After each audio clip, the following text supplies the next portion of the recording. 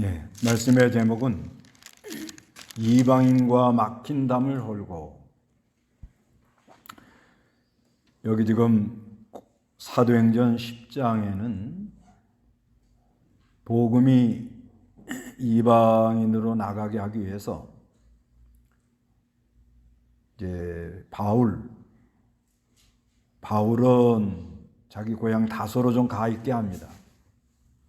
거기 가서 좀 더 기도 많이 하고 준비하도록 하고, 그런데 하나님께서 예루살렘 교회에 수장되는 베드로를 통해서 복음이 이방인에게도 나간다, 이거를 보여주는 것입니다. 바울이 사도의 그 정통성을 인정을 못 받고 있거든요. 갑자기 이제 다메섹에서 빛을 봤기 때문에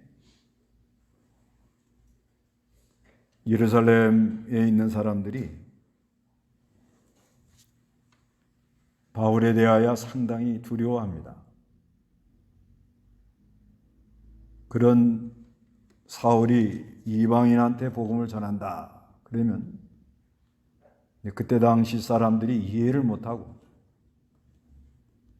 바울이 과연 사도냐, 이런 문제가 발생할 수가 있어요. 그래서 하나님께서 예루살렘 교회에 아주 공회장, 그러니까 아주 이 수장되는 베드로를 통해서 고넬료는 로마 군병입니다. 이방인. 그리고 가이사는 그때 당시 로마 군인들이 와서 주둔하던 그 병영이 있는 그런 곳이고, 거기에 이방 사람들이 많이 와 있던 거예요. 그래서 고넬료를 이렇게 하나님이 부르시는 그런 내용입니다. 1절 한번 읽어보시기 바랍니다. 가이사랴에 고넬료라는 어떤 사람이 있었는데 그는 이탈리아 부대라 불리는 군대의 백부장이었다. 그는 경건하여 자신의 온 집안 사람들과 함께 하나님을 경외하였으며 백성에게 구제를 많이 행하고 하나님께 항상 기도하였다. 예, 가이사라 하는데, 가이사라는 이제 요빠. 그 한번 지도를 보세요. 지도를 보면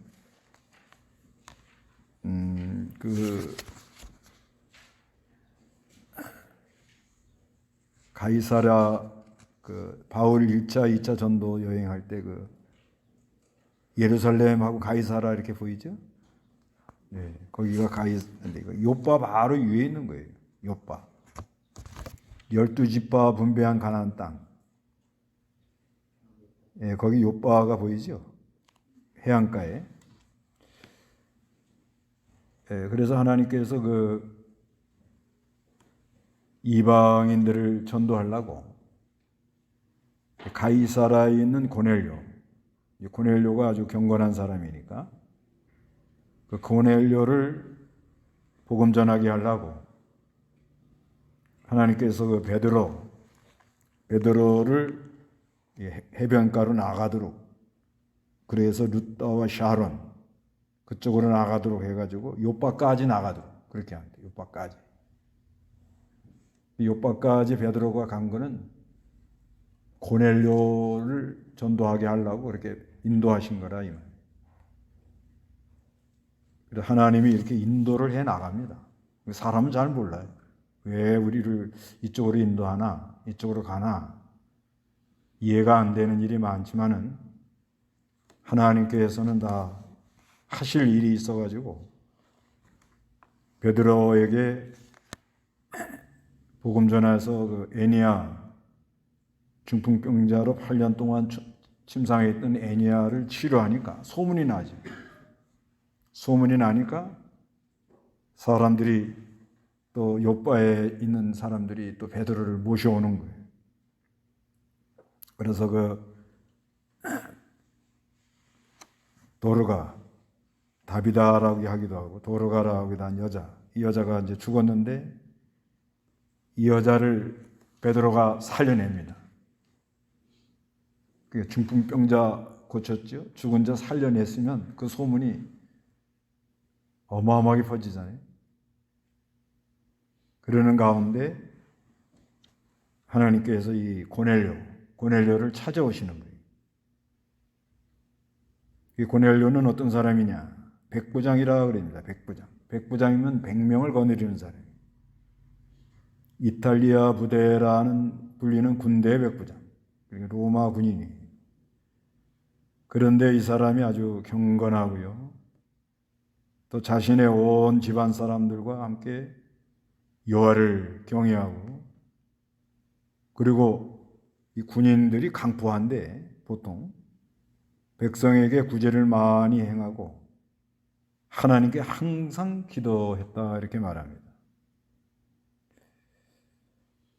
그런데 어느 날 3절에 오후 3시쯤 돼가지고 환상 중에 분명히 보였다는 거예요. 확실하게 하나님의 천사가 그에게 들어와서 말하기를 고넬료야 하고 부르는 거예요.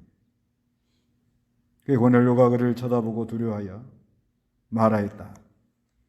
주님, 무슨 일이십니까? 천사가 그에게 말하기를 내 기도와 내 구제가 하나님 앞에 상달되어 하나님께서 기억하고 계신다. 늘 평소에 기도하고 기도와 구제는 같이 가는 겁니다. 그 누굴 위해서 기도를 하고 있다 그러면 하나님 주는 좋은 마음이 있잖아요. 그러면 이렇게 마음 쓰도록 그렇게 돼 있는 거예요. 기도와 구제는 항상 같이 갑니다. 같이. 기도는 많이 하는데 사람이 깍쟁이다. 그건 좀 기도가 바로 하는 게 아니죠. 기도하며 하나님과 통하고 하나님 이 사랑의 세계를 발견하면 사람이 넉넉해지고 부하고 마음이 그렇죠. 근데 그걸 하나님이 다 기억을 하고 있다가 누굴 감동을 시켜야 이 복음이 이방인으로 가겠는가? 누가 이 마음이 온유한가? 고넬료.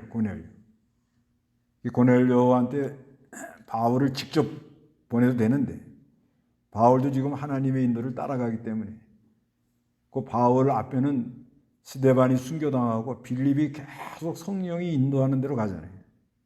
어디 가서 뭐 정착해가지고 사람 붙들고 뭐 해보려고 그러지 않고 그저 성령이 끄는 대로 그냥 가잖아요. 빌립이. 이러는 상황에 9장의 사울이 다메섹에서 하나님의 빛을 봐서 사울이 지금 하나님을 따라가는 거죠. 그래서 이 사울이라는 말은 히브리 말이 간구하는 자 그런 말이에요. 간구하는 자. 히브리어로 간구하는 자라. 그리고 간구하는 자라 그러는데 이 사울이 이름을 자기가 변화가 일어나고도 계속 사울 이름을 써요. 그래서 사도행전 13장까지도 사울이라는 이름을 씁니다. 그냥 쓰다가 이제 이방인 헬레니즘, 헬라 문화권으로 들어가면서 헬라 이름으로 바꾸는 게 좋겠다. 그래서 바울이라 이렇게 한 거예요. 바울은 작은 자라 이렇게 바꾼 겁니다. 그래서 이제 사울도 이제 뭐 성령의 인도를 쫓아가고 있기 때문에 고넬료를 내 집으로 보내도 되거든요. 근데 사울이 고넬료 집에 가면 거기서 이제 무슨 역사가 일어나면 이건 이상하다 이렇게 나온다. 지금 사울이 인정을 못 받고 있다고 예루살렘 교회에서. 상당히 예루살렘 교회는 보수적이거든요. 그래서 하나님이 이제 베드로를 보내는 베드로. 5절 읽어보시기 바랍니다. 다 같이 한번 읽습니다. 시작. 지금 사람들을 욥바로 보내어 베드로라는 시몬을 불러라. 이 사람이 피역공 시몬의 집에 묵고 있는데 그 집은 바닷가에 있다라고 하였다. 그에게 말하던 천사가 떠나자 그가 하인들과 자신의 부하들 중 경건한 군인 하나를 불러 그들에게 모든 것을 설명하고 그들을 요바로 보냈다. 그래서 베드로 불러오라는 거예요. 그래서 9절 읽어보시기 바랍니다.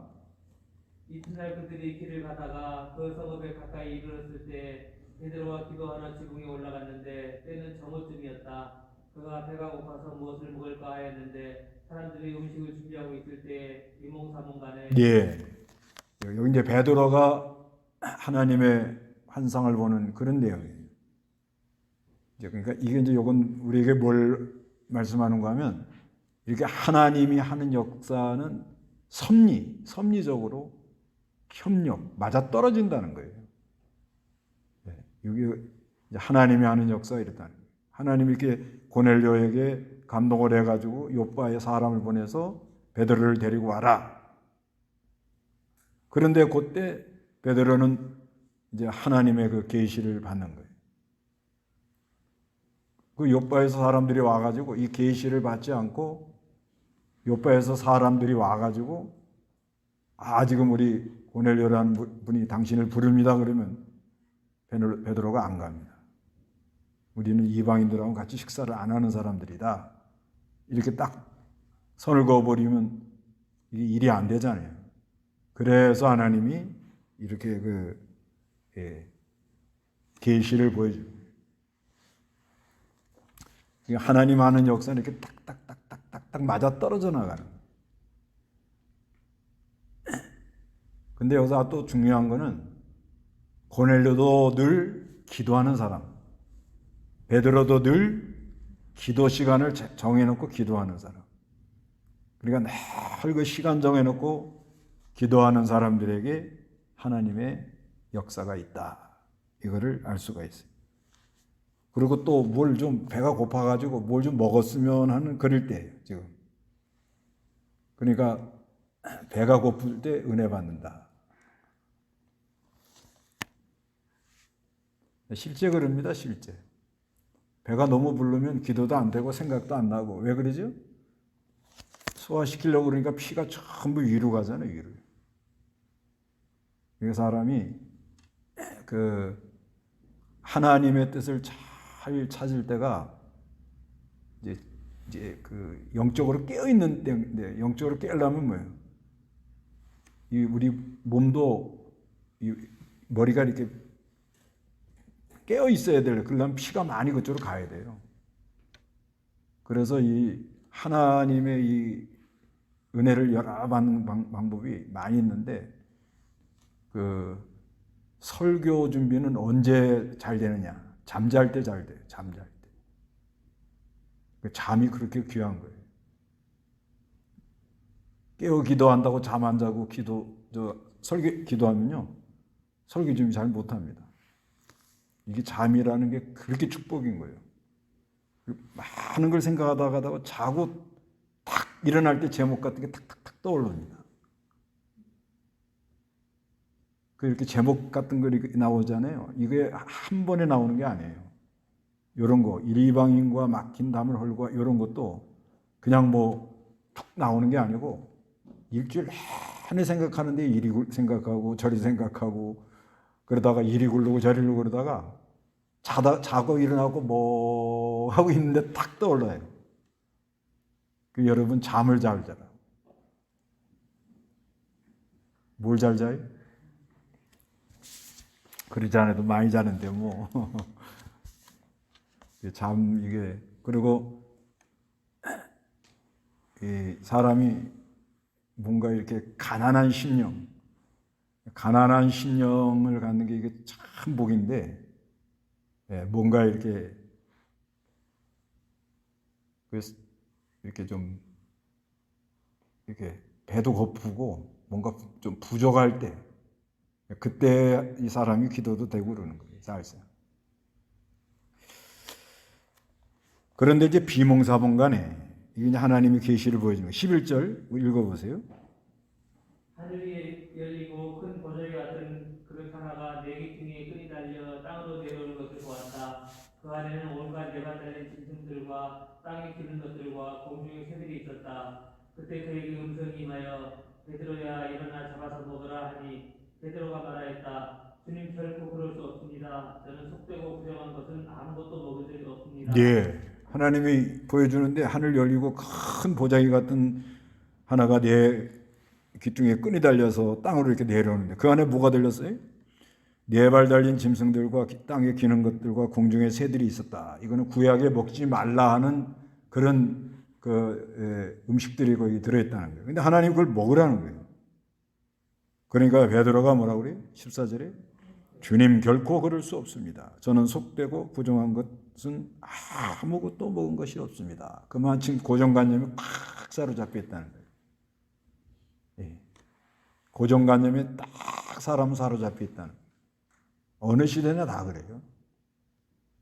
자기 그 이상을 생각을 안 하죠.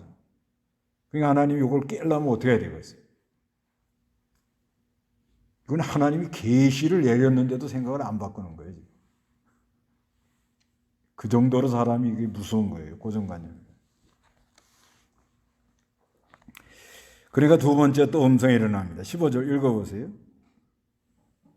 다시 두 번째 음성이 그에게 임하여 하나님께서 깨끗하게 하신 것들을 내가 속되다고 하지 마라 하였다. 이 일이 세 번 있은 후 곧 그릇이 하늘로 들려 올라갔다. 베드로가 자기가 본 환상이 무엇인가 하여 속으로 의아해하고 있을 때 마침 고넬료가 오는 사람들이 시몬의 집을 찾아와 문 앞에 서 있었다. 예, 이걸 몇 번이나 했어요? 세 번. 세 번이나 했다. 하나님이 깨끗하게 하신 것을 내가 속되다고 하지 마라. 근데 그때 마침 고넬료가 보낸 사람들이 집에 와가지고 문 앞에 와서 이렇게 하더라는 거예요. 그래서 18절에 그들이 다 같이 읽어봅니다. 그들이 큰 소리로 베드로라고 불리는 시몬이 여기에 머물는지 물었다. 베드로가 환상에 대하여 곰곰이 생각하고 있을 때 성령께서 그에게 말씀하시기를 부하라 세 사람이 너를 찾고 있으니 일어나 내려가서 아무것도 의심하지 말고 그들과 함께 가라. 이는 내가 그들을 보냈기 때문이라 라고 하셨다. 베드로가 그 사람들에게 내려가서 말하기를 부하라 내가 바로 당신들이 찾는 사람입니다. 당신들이 무슨 이유로 여기 왔느냐 하니 그러잖아요. 곰곰이 또 생각해 봐야 돼. 곰곰이. 사람이 찾아왔는데 이제 그때 당시하고 이제 지금하고 다르. 지금도 이제 조심해야 돼. 누구 찾아왔을 때 조심해야 됩니다. 이게 자객일 수도 있고 사기치는 사람일 수도 있고 별 사람이 다 있잖아요. 그러니까 베드로가 곰곰이 생각을 해봤다는 거예요. 곰곰이 생각해 보니까 성령께서 말씀하시기를 보아라. 세 사람이 너를 찾고 있으니 일어나 내려가서 아무것도 의심하지 말고 그들과 함께 어떻게 해요? 가라는 거예요.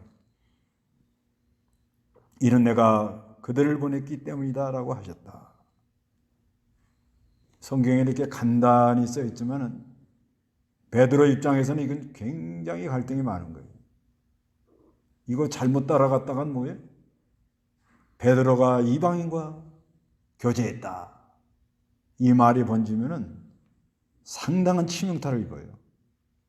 그래 이렇게 조심하는, 굉장히 조심을 하고. 그래서 이제 21절에 베드로가 그 사람들에게 내려가서 말하기를 보아라. 내가 바로 당신들이 찾는 사람이다. 당신들이 무슨 이유로 여기 왔느냐 하고 물어보니까 22절에 그들이 대답하였다. 백부장 고넬료는 의롭고 하나님을 경외하는 사람으로서 유대 온 백성에게 존경받는 자인데 그가 거룩한 천사의 지시를 받아서 선생님을 자기 집으로 모셔다가 선생님으로부터 말씀을 들으려 하십니다. 이 말을 들을 때 베드로는 굉장히 혼란스럽습니다. 이방인이 자기를 부르는 거예요. 그러자 그가 그들을 안으로 청하여 머물게 했단다. 날이 하루가 바뀌었어요. 베드로가 일어나서 그들과 함께 떠났으며 욥바에 있던 형제 몇 명도 그와 함께 갔다. 그 다음 그가 가이사랴에 들어가자 고넬료가 자기 친척들과 가까운 친구들을 불러놓고 그들을 기다리고 있다가 베드로가 들어갈 때 그를 맞이하여 발 앞에 엎드려 절하였다. 참 고넬료가 하나님의 은혜를 받고, 이제 은혜 받은 사람의 특징이 이거예요. 은혜 받으면은 자기 혼자만 은혜 받으려고 그러지 않고 어떻게 더불어 다른 사람도 같이 가보자. 같이 가보자. 이렇게 이때가 한참 좋은 때입니다. 참 그 은혜라는 게 이제 이런 성경은 이제 이렇게 중국 같은 데 선교하면서 좀 많이 와 닿지요. 가면은 맨 처음에 한 두 사람 앉아 있어요. 두 사람.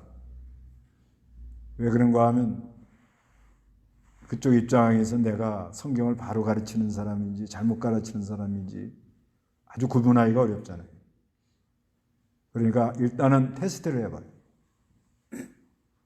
그래서 자기가 물어보는 거를 답을 다 해주면, 그러면 은혜가 되면 이제 사람을 불러요. 그러다가 그 다음에 나를 또 오라고 그래서 가보면 그냥 발 디딜 틈이 없이 많이 와 있어. 그게 은혜라는 게 은혜. 발 디딜 틈이 없이. 그 다음에 은혜 받은 사람들은 은혜 받고는 목사님, 우리 고향으로 가자는 거예요. 우리 동네. 어디냐 그러면 비행기로 2시간 가야 된대. 그래서 그럼 가자. 그래가지고 또 가기도 하고. 그러면 또 사람들을 또 다 모아놓고 또 기다리고. 그게 은혜 받는 때라는 거지. 은혜 받는. 좀 사모하고.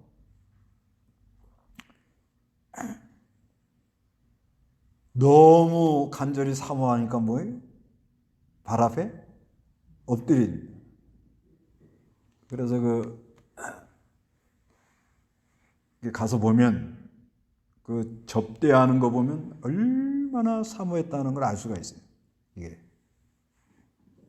어느 때는 뭐 이렇게 창고 같은 데 들어가 자라고 그러거든요.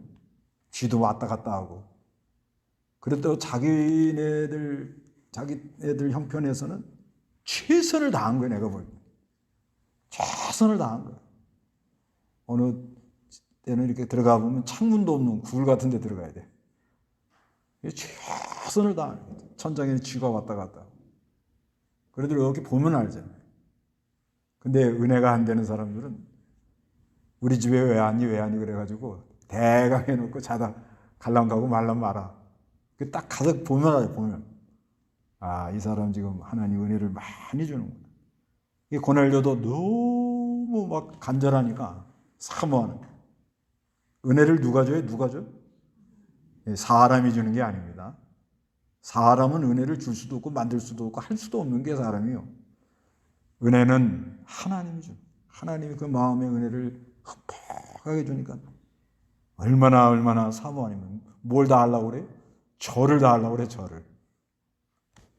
절하면 안 되지만 그래도 이때가 상당히 좋은 때예요. 이게 평생 가면 얼마나 좋겠어. 근데 사람 쉽지가 않지. 왜 처음 사랑을 찾아라 이렇게 말하는 거예요. 처음에 예수를 영접할 때 어떻게 했는가?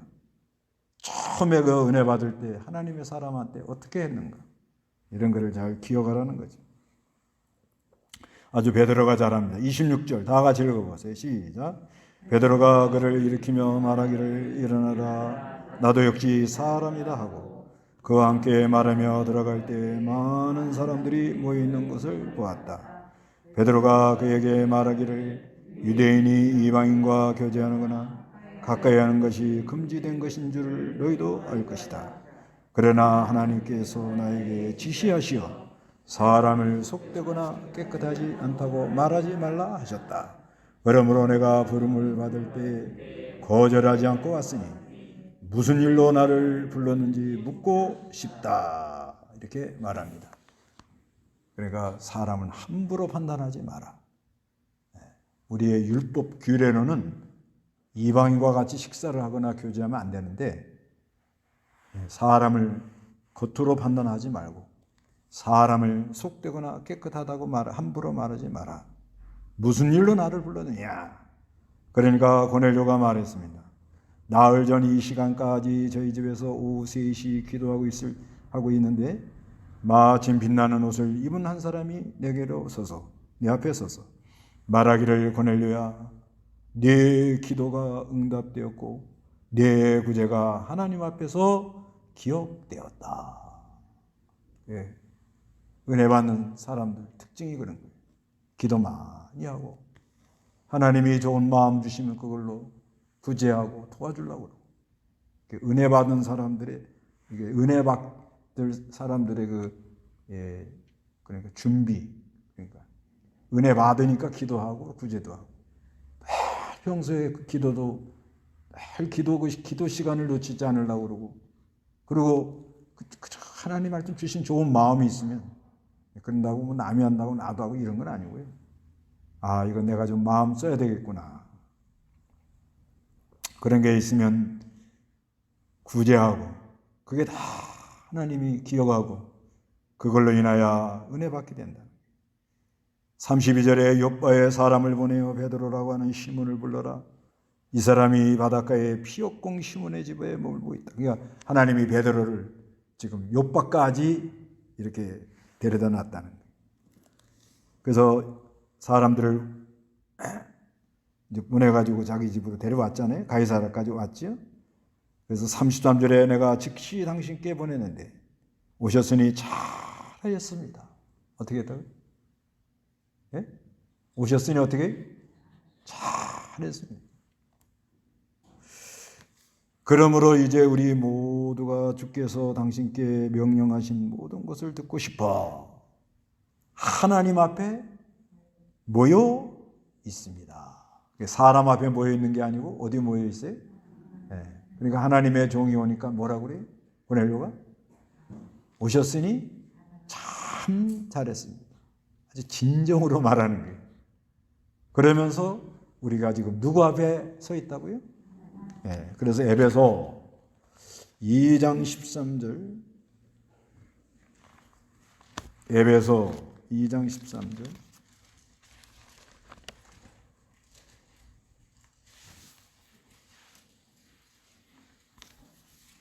읽어보시기 바랍니다.